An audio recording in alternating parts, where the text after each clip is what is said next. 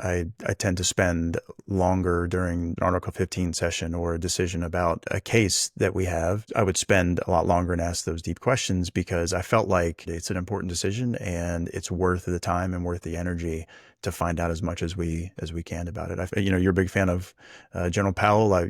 Gather all the information you can, then go with your instincts. That was in my mind.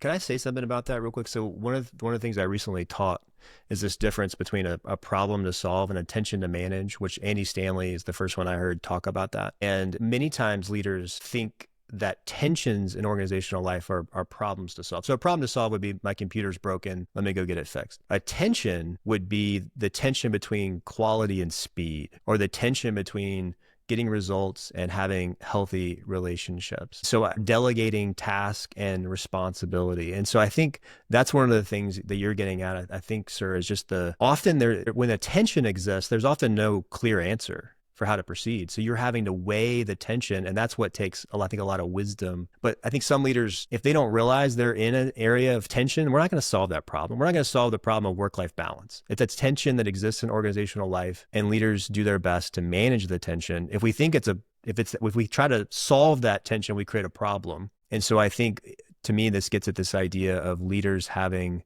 the wisdom and the instincts, as you said, to manage that tension effectively. But it's always going to feel a little like, man, I can't quite solve this problem. I can't quite get an answer to this.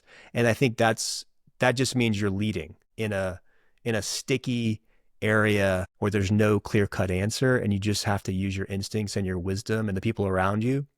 But it's never going to feel like, okay, great, my computer is fixed, I don't have to worry about that anymore. It's always, I think, going to feel a little like, this is not super clear cut, but that's leadership. Yeah.